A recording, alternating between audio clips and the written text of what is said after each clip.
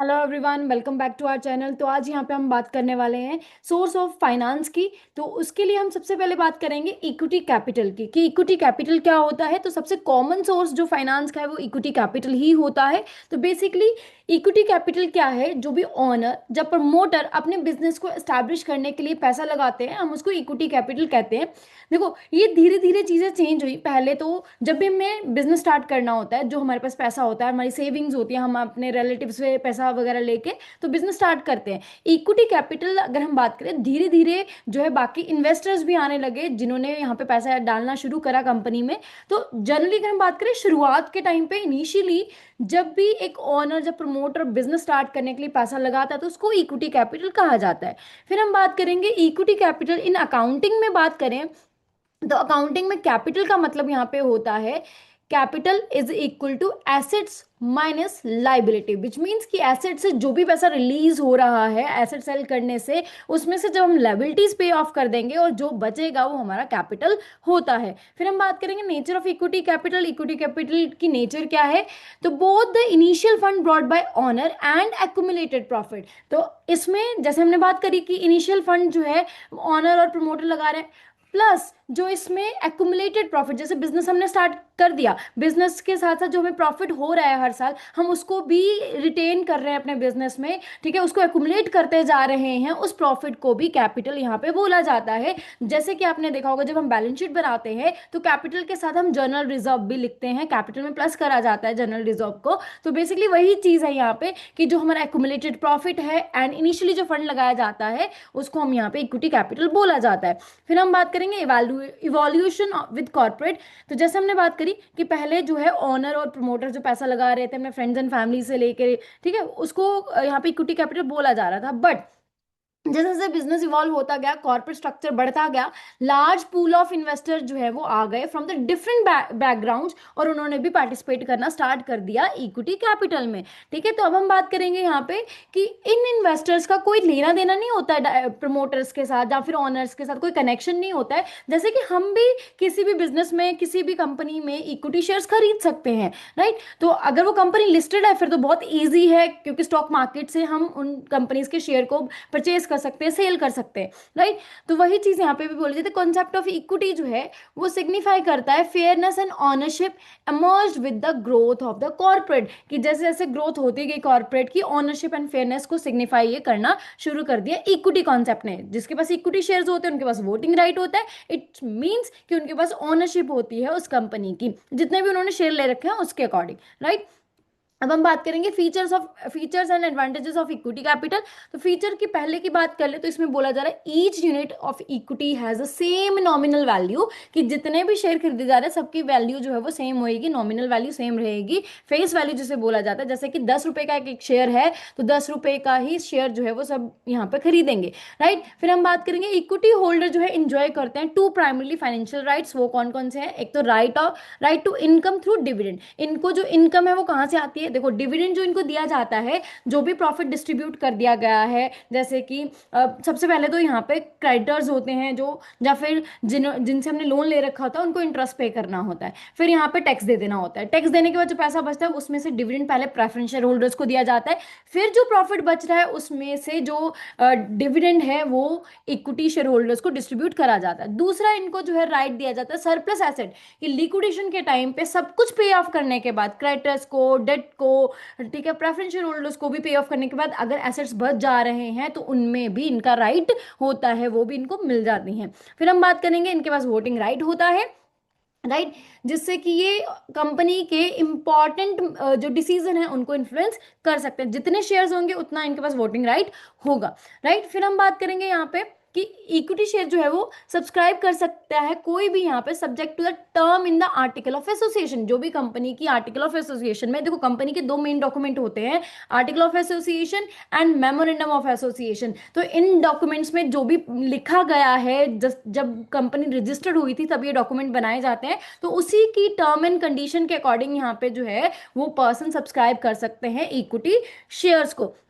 Right. फिर हम बात करेंगे कि कोई भी शेयर होल्डर एग्जिट करके जा सकता है, बट वही कि जो प्रिस्क्राइब्ड रूल्स हैं यहाँ पे आर्टिकल और मेमोरेंडम ऑफ एसोसिएशन में, उसके अकॉर्डिंग। फिर हम बात करेंगे अगर लिस्टेड कंपनीज हैं देन तो बहुत इजी हो जाता है, क्योंकि हाई लिक्विडिटी फॉर शेयर हो जाता है, कभी भी कोई भी पर्सन बाय कर सकता है, सेल कर सकता है from the stock exchange equity shares को।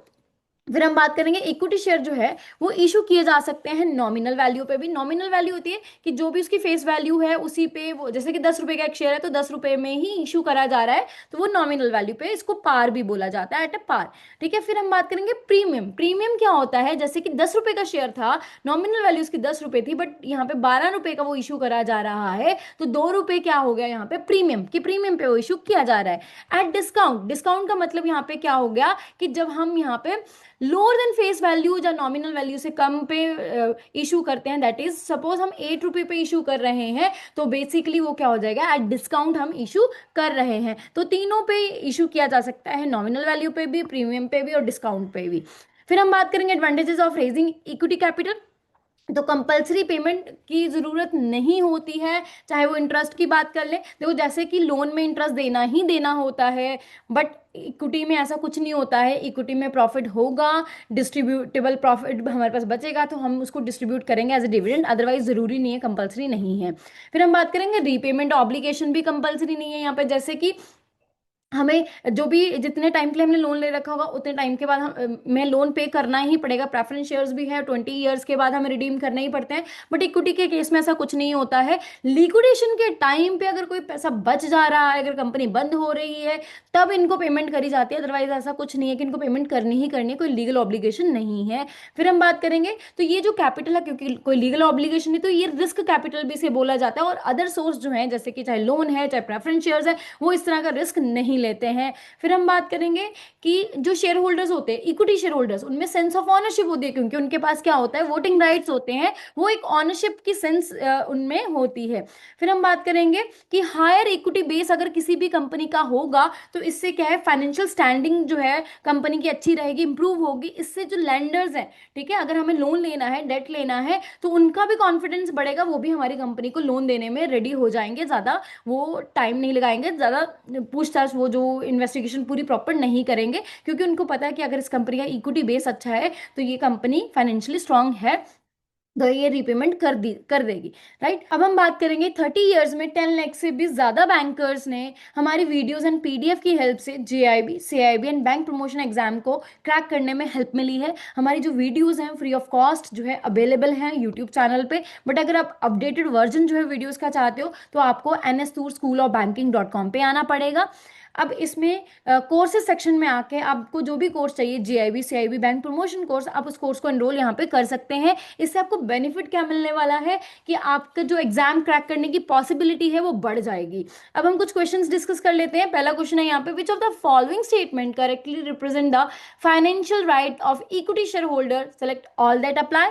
First is right to receive fix interest payment at regular intervals, दूसरा है right to share in surplus asset during liquidation, third one is right to participate in profit through dividends, and fourth one is right to repayment of capital before creditors। तो yes, option B and सी यहाँ पे correct option है, क्योंकि financial rights क्या है कि उनको यहाँ पे सरप्लस एसेट में राइट दिया जाता है लिक्विडेशन के टाइम पे, और उनको प्रॉफिट में से डिविडेंड जो है वो दिया जाता है। तो ऑप्शन बी एंड सी यहाँ पे करेक्ट ऑप्शन है। नेक्स्ट क्वेश्चन की बात कर लेते हैं। इसमें बोला जा रहा है which advantage does a company gain by maintaining a higher equity base. अगर कंपनी का हायर इक्विटी बेस है तो उसको क्या एडवांटेजेस मिलेंगी, lower compulsory cash outflow due to no interest obligation, higher confidence from lender due to improved capital structure, and guaranteed control retention for promoters, जहां फिर यहाँ पे रहेगा fund remain permanently with the company unless share are sold. तो yes, option A B D यहाँ पे correct options हैं।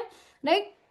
अब हम बात करने वाले अगले क्वेश्चन की, जिसमें बोला जा रहा है company issues shares at A premium, which of the following most accurately explain the rationale for premium pricing, a face value of equity has increased due to SEBI guidelines, या फिर a company's market valuation exceed the nominal value based on performance and prospectus, या फिर equity share holders demand higher dividend yields, या फिर यहाँ पे share issued at a discount are legally prohibited. तो yes, option B यहाँ पे correct option है, that is company market valuation exceed हो जाती है the nominal value based on the performance and prospectus. और नेक्स्ट क्वेश्चन की बात कर लेते हैं, in a listed company equity share holders are able to sell their shares at any time. Which principle of equity capital does this most strongly reflect? Equity has mandatory redemption obligation, या फिर equity provide liquidity and ease of exit, या फिर equity guarantee stable dividend income, या फिर equity holder have preferential right in liquidation। तो yes, option B यहाँ पे correct है कि equity provide liquidity and ease of exit यहाँ पे रहता है अगर लिस्टेड कंपनी है।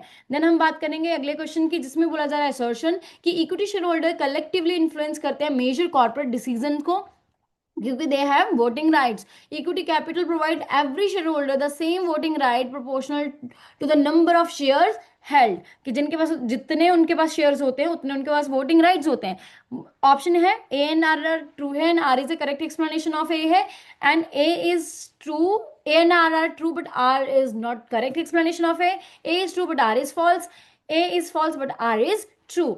तो यस, ऑप्शन ए यहाँ पे करेक्ट है कि बोथ ही यहाँ पे करेक्ट है कि उनके पास वो कलेक्टिवली इन्फ्लुएंस कर सकते हैं कॉर्पोरेट डिसीजन को क्योंकि उनके पास वोटिंग राइट होते हैं, और यस जितने उनके पास शेयर्स होते हैं उतने ही उनके पास, उतने ही प्रोपोर्शन में उनके पास वोटिंग राइट्स होते हैं। तो that's all, thank you very much.